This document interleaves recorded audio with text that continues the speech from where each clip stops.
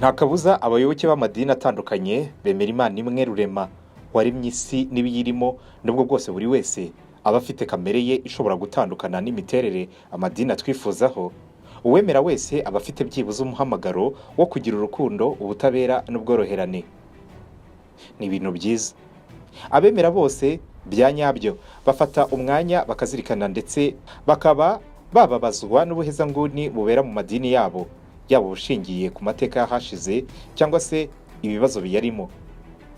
Kubara amamiliyoni y'abapfuye mu ntambara zashojwe n'abantu mu izina ry'amadini, mu izina ry'Imana, yaba Imana abagatulika bizera, iy'abayisilamu bizera ariyo imwe rukumbi, cyangwa se iy'andi madini yose yizera. Igihe cy'imperuka benshi mu banyamadini bigisha ko cyegereje, ariko nikigera ukuri kwa nyako gushobora kuzigaragaza, maze abitwa abanyamadini bose bagasobanukirwa ko icyitwa idini n'umurongo runaka wahawe abantu mu izina ry'Imana, izina ry'imyemerere, bishobora kuba ari ibihuha byahimbwe n'abantu bareba kure cyane kugira ngo uwo murongo ubafashe kuyobora no gukoresha abantu mu byifuzo byabo bwite. Ese usanze uyu murongo w'imyemerere warashyizweho n'abahanga bashoboye gushyira hamwe inyandiko nyinshi, babanje kuziha inyito y'inyandiko zera cyangwa se inyandiko ntagatifu, les écrits sacrés, maze urwo ruhurirane bakarwita Bibiliya Ijambo ry'Imana, maze natwe tukabyemera tutazuyaje, bamwe muri twe tukemera no kubizira, kandi wenda ari ibintu twashyizwemo natwe tukemera ko bitujyamo bikaduturamo. Abasesenguzi n'abanditsi bamwe mu mateka ntibaca ku ruhande. Ndagaruka ku babona Bibiliya nk'igitabo cyagizwe intwaro yo kuyobya abatuye isi, cyangwa se kubayobora mu murongo ufasha abayanditse cyangwa se abayihinduye ukwiri kuyobora isi mu murongo ubagira abanyembaraga, abavuga rikijyana mu izina ry'imbaraga n'ubutunzi bitandukanye n'izina ry'Imana. Ni abapasiteri bangahe bemera kubaho mu bukene? Ni abapadiri se bangahe bemera kubaho mu bukene? Imbaraga n'ubutunzi bisa n'ibigoye kubyirengagiza uwo waba uri wese. Ese Bibiliya ni igitabo cyo kwizerwa ijana ku rindi? Ese ni ijambo ry'Imana isumba byose koko, cyangwa iri mu kuboko kwa muntu kandi kwashyizwemo n'inyungu runaka? Nibyo tugiye kugarukaho muri conspiration ya none. Nge nitwa Trésor Pierre Chanel Ndayisenga. Nge nemera Imana. Reka ntangirire ku isezerano cyangwa ikiragano gishya cya Bibiliya.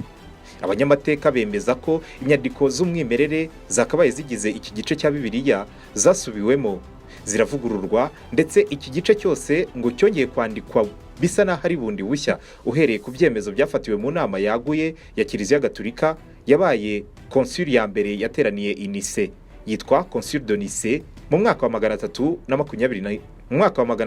325. Inyandiko z'umwimerere ngo zishobora kuba zaragaragayemo ibisa naho bidahura n'imitekerereze n'ibyifuzo by'abakomeye mu isi, cyane cyane hejuru y'umutwe w'idini Gatolika, maze umwami w'abami w'Abaroma Constantin wari wararangije kwiyunga n'abakirisitu ndetse akaba n'umwe mu nkingi zitajegajega za Église catholique romaine, yategetse ko ibintu byose bikubagana cyangwa se inyandiko zishobora gutuma abantu bibaza byinshi ngo zigomba gukurwamo. Twigeze kubabwira iby'ubushyinguro bw'inyandiko za Vatikani n'uburyo ubwo bushyinguro burinzwe bihambaye. None yaba ari umugambi wo guhisha inyandiko zirimo inkuru z'impamo hagamijwe kurinda abayoboke ko bakwivumbura ku nsengero, cyangwa se bakabona yuko ibyo babwirwa n'inyandiko bisa n'ibihabanye n'ukuri. Muri makeya, zimwe mu nyandiko zahishwe ngo zaba zigaragaramo ibihinyuza ibyanditswe bifatwa nk'umusingi w'ibanze mu kwemera, ari byo kwemera ko Imana yaremye umuntu mu ishusho yayo. Ubwo ibi bitujyanye no mu kiragano cya kera.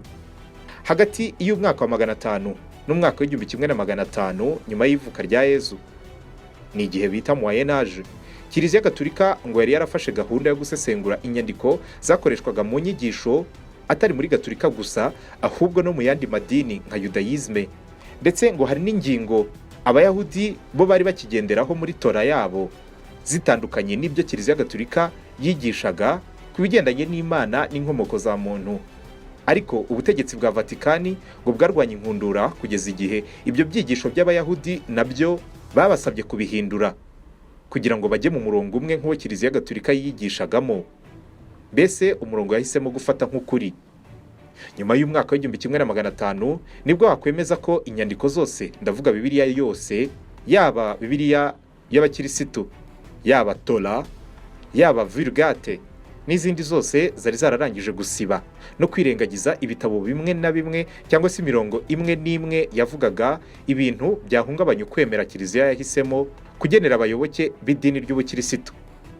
Umwanditsi akaba n'umusesenguzi Mauro Biglino ni Umutaliyani, yahereye ku nyandiko zo mu kiragano cya kera nk'uko zari zanditse muri Bibiliya y'Abaheburayo, Tora ya kera itaravugururwa.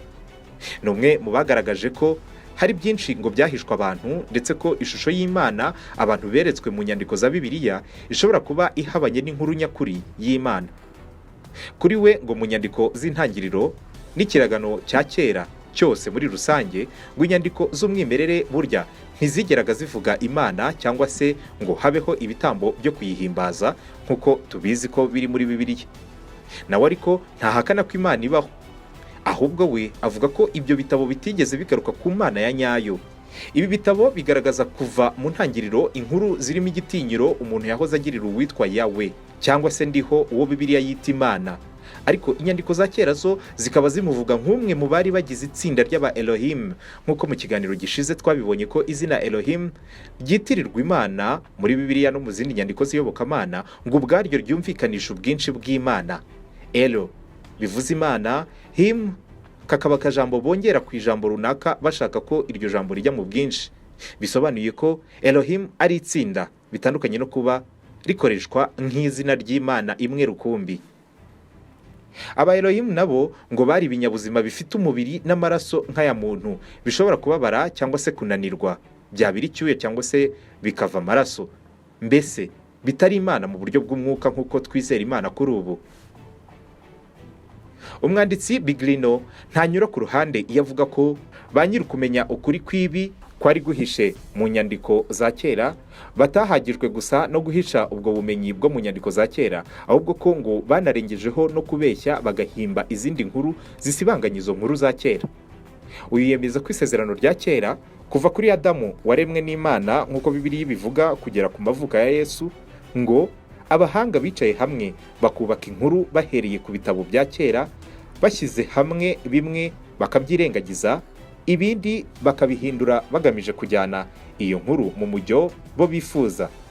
Ibi ngo ntibyakozwe n'ibikomerezwa bya Vatikani gusa, ahubwo ngo n'abaseserdoti n'abaherezabitambo n'abigisha amategeko mu ngoro ya Yerusalemu, ni ukuvuga ku gicumbi cy'idini ya Kiyahudi, nabo ngo bari bafatanyije kubaka iki gice cyiswe isezerano rya kera kugira ngo baganisha abantu bose ku isi n'abazemera Imana imwe rukumbi mu murongo umwe. Ugendeye ku byo Biglino, umwanditsi w'Umutaliyani, yanditse mu gitabo yise The Book That Will Forever Change Our Ideas About the Bible, agaragaza ko Bibiliya yabaye umusaruro w'ibitekerezo by'abanyembaraga, yaba abategetsi muri politike cyangwa mu madini mu bihe bitandukanye, bahuje umugambi wo kurema ibitekerezo by'Imana imwe, ibyo bita monotheisme, no kuyobora abatuye isi mu mujyo umwe ngo biborohere kubagenzura mu myaka n'imyaniko. Ubwo abafaransa bavuga bati la Bible serait un outil de manipulation massive. Uyu mugabo Mauro Biglino usanzwe ari umuhanga muri Bibiliya, akaba yaranahawe akazi ko guhindura inyandiko z'ibitabo bigera kuri 17 by'ikiragano cya kera abikura mu ndimi z'igiheburayo cya kera, Kilatini n'ikigereki. Yahereye aho ngaho anandika ibindi bitabo byinshi bihakana Bibiliya nk'igitabo gitagatifu, nk'icyo yise La Bible n'est pas un livre sacré. Ikindi yakise La Bible comme vous ne l'avez jamais lu. Anagiha n'indi nyito yitwa Les dieux sont-ils venus des étoiles. N'ikindi kimwe yise Le Dieu de la Bible vient des étoiles. Uyu mugabo yahisemo kwandika inyandiko isa n'ivuga inkuru yakabaye ngo yaranditswe mu kiragano cya kera, yitaye ku nyandiko za kera zirengagijwe mu kuvuga amateka y'inkomoko n'imibereho ya muntu kuva kera, izindi zirahindurwa, maze we ashyiraho inyandiko zishobora gufatwa nka kimwe mu byanditswe byahanganye cyane n'imyemerere ya Vatikani n'umujyo w'amadini yose ya gikirisitu yigisha ukubaho n'ubuhangange bw'Imana imwe rukumbi. Icyakora uyu nawe ntahakana ko Imana ibaho, ahubwo avuga ko inyandiko za kera zemera ko umuremyi wa byose atari we Bibiliya yise Imana, ahubwo ko iyi nyito yahawe umwe mu ba Elohim witwaga Yawe, utari ufite imbaraga zihambaye nk'izo tugenera Imana mu mitekerereze yacu. Mbega ko uwo Yawe atari we Mana isumba byose, kuko yari afite umubiri n'amaraso nk'abantu, akarusha abantu ko we yavaga ku yindi mibumbe kimwe n'abandi ba Elohim, nk'uko twabibonye mu kiganiro giheruka kitubwira ko aba Elohim bari bafite ubumenyi buhambaye na tekinoloji ihambaye byashoboraga gutera abantu ubwoba ku buryo batekerezaga yuko ibyo akoze ari ibitangaza. Mbega nk'uko wabona ibikorwa n'abasiyantifike b'iki gihe ukabona ari ibitangaza. Inyandiko za Bibiliya zivuga ko izina Elohim ryitiriwe Imana ku bushake, kandi ngo byakozwe n'abantu bazi ibyo bakora. Gusa ngo abo bahishe ko Yawe, umwe mu ba Elohim wari ufite ubutware ku gice kimwe cy'abatuye isi, ngo yari umutware ukomeye, kandi mu butegetsi bwe yayoboreshaga abantu inkoni y'icyuma nta mbabazi habe na mba. Muri Bibiliya ahenshi usanga handitsemo Imana. Usanga muri Toraho aho hari handitse Imana, muri Bibiliya ho bakoresha Elohim. Professeur Raphael Ezel ni umuhanga muri Bibiliya n'umwarimu muri kaminuza y'Abayahudi ya Yerusalemu, nawe yemeza ko ubwo abahanga muri teolojiya yaba mu bakirisitu n'Abayahudi bavugururaga inyandiko zabo, ngo bitaye cyane ku gusibanganya amagambo yose yaganishaga ku kwerekana neza ko Elohim ari itsinda ry'abantu bitandukanye n'uko byahawe inyito y'Imana imwe rukumbi. Ngo kari akazi katoroshye ko guhindura imirongo imwe n'imwe hagamijwe kuganisha Bibiliya n'izindi nyandiko z'iyobokamana mu murongo wa monoteisme, kwemera Imana imwe rukumbi. Naho ngo ahandi henshi usanga handitse Uhoraho cyangwa Nyagasani muri Bibiliya, usanga ngo byarakuwe mu Giheburayo, aho muri Toraho baba baranditse ngo Yawe, mu busobanuro bwashakaga kuvuga Yawe, wa mu Elohim umwe muri benshi bitandukanye n'Imana. Muri makeya ngo inkuru Bibiliya yashakaga kuvuga ni y'uyu mu Elohim witwaga Yawe, n'ihanga yari yarahawe gutwara bitandukanye n'iby'Imana isumba byose yaremye ibiriho byose. Abaheburayo bahinduye inyandiko za kera mu zindi ndimi, bo bavuga badategwa ko Yawe yahawe ubutware na Elion, ufatwa noneho nk'umusumba byose. Nyamara ngo abanyateolojiya basibanganyije iyo nkuru itandukanye aya mazina Yawe, Elion n'ijambo Elohim, byose babyita kimwe ko bisobanuye Imana imwe rukumbi, kugira ngo bakomeze bashimangire ibitekerezo by'imyemerere y'Imana imwe. Ese ubundi ibi byaba byarashyizwemo imbaraga hagamijwe iki? Ni byinshi bigaragaza ko Bibiliya yaba yarahimbwe cyangwa se yarahumetswe n'Imana nk'uko ababyemera babyemera, ifite akamaro gakomeye mu mibereho y'inyoko muntu, kuko irimo amagambo koko yafasha mu kubana mu mahoro no mu bwumvikane. Ni kimwe mu bitabo bifasha benshi. Cyakora aba basesenguzi n'abanditsi bo bashinja abayanditse kuyikoresha nk'igikoresho kibafasha gutera abantu ubwoba no kubagumisha mu bitekerezo bihora bibabwira ko batigenga, kandi ngo ibi bifite uruhare runini mu gukuza icyubahiro, ubutunzi n'imbaraga by'abakomeye mu isi n'abanyamadini by'umwihariko. Mureke mbimpiniye aha, ubutaha tuzareba neza izindi ngingo umwanditsi Julie Couvrel na Mauro Biglino bashingiraho bemeza ko Bibiliya yagiye ihindurwa mu bihe bitandukanye, bigakorwa ku bw'inyungu bwite z'abakomeye.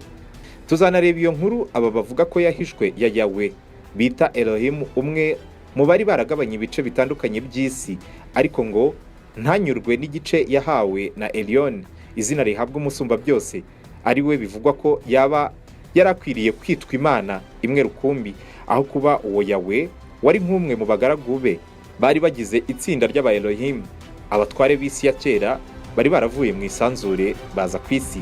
N'ubundi iyi ni conspiracy. Naho ubutaha.